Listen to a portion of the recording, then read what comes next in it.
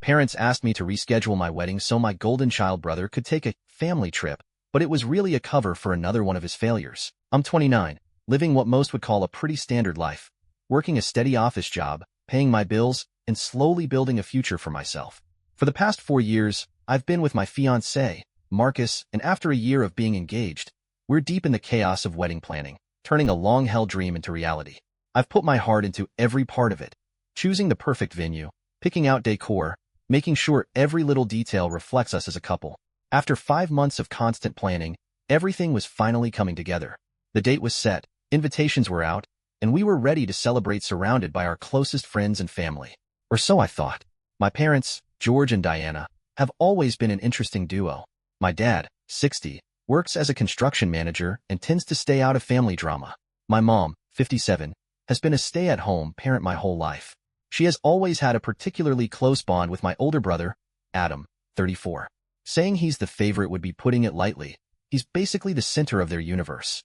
Adam has always been full of big ideas, but never quite the means to pull them off. He's jumped from one business venture to another, none of them really taking off. He's married to Rachel, 31, and they have 2 kids, Max, 6, and Lily, 4. I don't have anything personal against Adam and Rachel, but it's no secret that they live far beyond their means. My parents have always been there to bail them out, covering debts, paying bills, even buying groceries when things get tight. It's just the unspoken rule in our family. Adam gets a safety net, while I'm expected to stand on my own 2 feet. When Marcus proposed, I couldn't wait to share the news with my family. I knew there was a strong chance Adam would find a way to steal the spotlight, but I held on to some hope. We threw a small gathering at our apartment, just close friends and family, to celebrate our engagement. For a brief moment, it felt like this was actually my time. But, as if on cue, Adam and Rachel shifted the focus. Right in the middle of the celebration, Adam launched into a detailed pitch about his latest business idea and how they were planning to upgrade to a bigger house. Before I even realized what was happening, the entire room was buzzing with questions about his plans, while my engagement became background noise. I pushed down my frustration and let it slide, not wanting to make a scene. But Marcus noticed. Later that night, he pulled me aside, told me how proud he was of how I handled it. That small moment of reassurance meant more than I could say. Setting a wedding date came with its own challenges. After careful planning, we landed on a date 4 months away, enough time for everyone to prepare. I even ran it by my parents before making it official to make sure there were no conflicts. They assured me it was all good. With that settled, I threw myself into planning mode. From the dress to the flowers to the seating chart, I wanted everything to be perfect. This was supposed to be the happiest day of our lives, shared with the people we loved most. I even made sure to include Adam and Rachel in the wedding party, hoping it would keep things smooth and avoid unnecessary drama. Still, I had this nagging feeling, like something was just waiting to go wrong. And then, out of nowhere, my parents called. Their voices were serious. They had something urgent to discuss. They said we needed to talk about the wedding, and from their tone, I knew it wasn't going to be good news. Apparently, a few weeks earlier, my parents had planned a trip with Adam and his family. At first, I assumed they meant a vacation sometime after the wedding. But no, they were talking about the exact same week as my wedding. And then came the real shocker. They wanted to know if I could move the wedding date to avoid interfering with their trip. I was completely blindsided. After months of planning, sending out invitations, and locking in every detail, venue, caterers, everything, they were acting like I could just casually reschedule, as if this were some kind of backyard barbecue. The day Marcus and I had been looking forward to, a milestone in our lives, was suddenly being treated like a minor inconvenience compared to a last-minute family getaway with Adam. I did my best to stay calm, but frustration was boiling under the surface. I asked why they would plan a trip so close to a date they already knew was set in stone. My mom's response? Well, Adam's schedule is really tight, and this was the only time they could all make it work. I couldn't believe what I was hearing. My wedding, something I had dreamed about for years, was somehow less important than Adam's availability. I made it clear that changing the date wasn't an option. Everything was finalized, and I wasn't about to undo months of work to accommodate their vacation. My dad tried to play the middleman, suggesting I at least call the venue to check if a change was possible. I shut that down immediately. The date was set, and that was final. When I refused, my mom accused me of being difficult and claimed I was creating unnecessary drama. Then she went a step further, saying I was trying to sabotage their relationship with Adam and his family. That one stung more than I expected. But I wasn't backing down. I told them it was their decision. Either attend the wedding or don't, but I wasn't changing the date. Silence. Then finally, my mom muttered, We'll have to think about it. And just like that, she hung up without even saying goodbye. I sat there, stunned. My own parents were seriously considering skipping my wedding over a vacation. When I told Marcus what had happened, he was furious. He insisted I call them back and try to work things out. I took his advice, hoping for a more productive conversation. But it felt like I was talking to a brick wall. I tried to explain how much this wedding meant to me, how much effort I'd put into planning it, and how hurtful it was that they were even asking me to change the date. But my mom wouldn't budge, insisting I was the one being unreasonable. My dad chimed in, saying Adam's family had already booked everything for their trip, completely ignoring the fact that I had booked everything for my wedding months ago. At that point, I knew I needed backup. I called my aunt, the one person in the family who has always been a voice of reason. After explaining the situation, she was just as shocked as I was. She promised to talk to my parents and help them see how unfair they were being. I thought that might finally turn things around. Instead, it only made things worse. Rather than reconsidering, my parents doubled down. They started reaching out to other family members, twisting the story to make me seem like the unreasonable one. According to them, I was being selfish, refusing to compromise, and stirring up unnecessary drama. They even hinted that my refusal to move the date was some sort of personal attack on Adam. It was absurd, but unfortunately, some relatives took the bait. A few even suggested that I should be more understanding of Adam's circumstances and his family's needs. At that point, it was clear. This wasn't just about the wedding date anymore. This was about control. My parents were using guilt and family pressure to push me into submission. But I wasn't about to cave. This was my wedding, a day Marcus and I had spent months planning. I had every right to celebrate it on the date we chose. I wasn't going to let my parents or Adam turn it into something about them. I stood my ground. I told them plainly, the date was set. If they decided not to come, that was their choice, not mine. But I wasn't moving the wedding. End of discussion. After sharing my story online, I was overwhelmed by the support. It felt validating to hear from so many people who understood exactly what I was going through. But one particular comment stuck with me. Several people pointed out that my parents' insistence on this vacation sounded suspicious. That thought nagged at me. I decided to dig deeper. I reached out to my aunt again, someone I've always been able to trust. She knew all about how my parents treated Adam, so she wasn't surprised by what was happening. But when I brought up the trip, she hesitated. There was a long pause before she finally admitted the truth. Adam's financial situation was even worse than I'd realized. His latest business venture had completely collapsed, leaving him drowning in debt. My parents had already been funneling money to him, but it wasn't enough. And that vacation? It was a lie. My parents were taking Adam and his family to Europe, not for a getaway, but to meet with investors he had lined up. This trip wasn't about relaxation. It was a desperate, last-ditch attempt to save Adam's sinking business.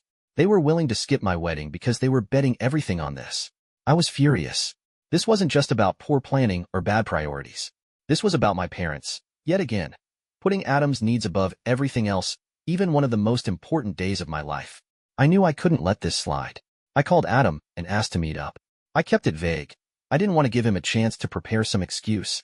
When we sat down, I got straight to the point. I know about the investors. I know about the trip. I know you're in trouble. At first, he played it off, acting like it was just an unfortunate coincidence that the business meetings overlapped with my wedding. But I wasn't buying it. When I kept pressing, he got defensive. He launched into a long rant about how much pressure he was under, how hard he was working to provide for his family. I didn't flinch. This isn't the first time, I reminded him. How many times have our parents bailed you out? How many times have they sacrificed to clean up your messes? That's when he cracked. Adam admitted things were worse than he had let on. His business was hanging by a thread, and if this deal fell through, he'd lose everything. But instead of taking responsibility, he tried to flip it back on me. You don't get it, he said. You're supposed to be my sister. You should want to help me. Instead, you're just making this harder. I saw it for exactly what it was, a guilt trip. I took a deep breath, keeping my voice steady. It's not just about timing, Adam. It's about years of this same pattern. Mom and Dad dropping everything to clean up your messes while expecting me to just deal with it. I turned to my parents. I love you both, but I need you to hear me. This is my wedding, my once-in-a-lifetime day, and you were willing to skip it for another one of Adam's failed ventures. My mom immediately went on the defensive. That's not fair, she insisted. We're just trying to help your brother. He's struggling, and we can't just turn our backs on him. I let out a short, humorless laugh. You say that like I haven't been struggling too. The difference is, I don't expect you to drop everything for me. I don't ask you to bail me out. Adam rolled his eyes. So what? You want them to abandon me? No, I said firmly. I want them to stop sacrificing me for you. Silence hung in the air. My dad rubbed his temples, looking exhausted. Rachel sat stiffly beside Adam, her fingers gripping her armrest like she wanted to disappear. Finally, Rachel spoke up. I think we should be at the wedding, she said hesitantly, glancing at Adam. I don't want to miss it. Adam shot her a sharp look, but she held her ground. For the first time, my mom seemed uncertain. But what about the investors? She asked. I shook my head. That's Adam's problem to figure out. I'm done rearranging my life to accommodate his. The conversation ended without a resolution. My parents didn't outright say they would come to the wedding, and Adam was fuming as he left. But Rachel's words gave me the tiniest sliver of hope. Before leaving, I told my parents they had 24 hours to decide. Either they would be there to support me on my big day, or they would choose Adam's trip over me. But I wasn't going to wait around for them to make up their minds. In the end, I had made my stance clear. I wasn't going to bend anymore. My wedding was happening with or without them, and for the first time in a long time, I felt like I was finally standing up for myself. The next day, I was on edge, constantly checking my phone, dreading and hoping for a call at the same time. When it finally rang, my heart pounded as I saw my mom's name on the screen. Her voice was shaky, and I could tell she had been crying. We talked it over, she said. Your father and I, we don't want to miss your wedding. Relief washed over me, briefly. She hesitated before adding, Adam and Rachel are still going on the trip. I swallowed my disappointment, forcing myself to stay composed. So that's their choice then, I said, trying to keep my voice steady. She started rambling about how Adam was under so much pressure, how he was doing what he thought was best for his family, how they didn't want to abandon him in his time of need. The same tired excuses I'd heard 100 times before. I didn't argue. I just let her talk, nodding along even though she couldn't see me. When she finally stopped, I took a deep breath. I appreciate you and Dad being there, I said simply, but I'm done fighting for Adam's attention. He made his choice and I'm making mine. She sniffled on the other end of the line. I just wish things didn't have to be like this. So did I. But I also knew this was inevitable. Update 1. Then, the wedding day arrived. Surrounded by people who truly loved and supported me, I felt an overwhelming sense of peace. My parents were there, and while things between us were still fragile, I could see they were making an effort. Marcus stood beside me, his unwavering support reminding me exactly why this moment was worth fighting for. And Adam?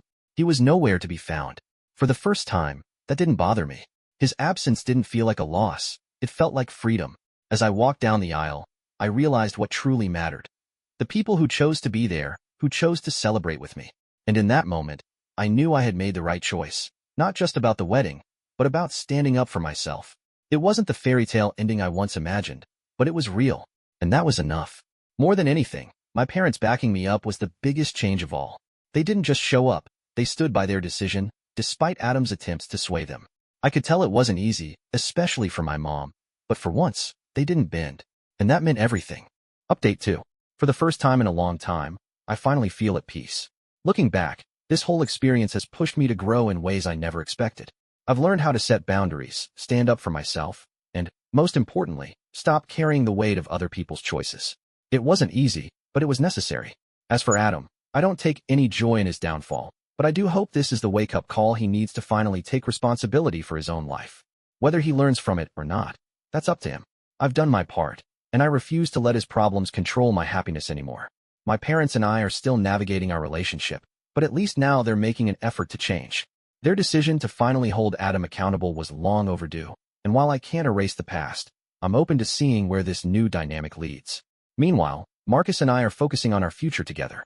We're finally taking our postponed honeymoon, and I can't think of a better way to start this next chapter of our lives. One filled with love, laughter, and, most importantly, peace. For anyone struggling with family dynamics, just remember this. You don't have to keep bending over backward for people who won't meet you halfway.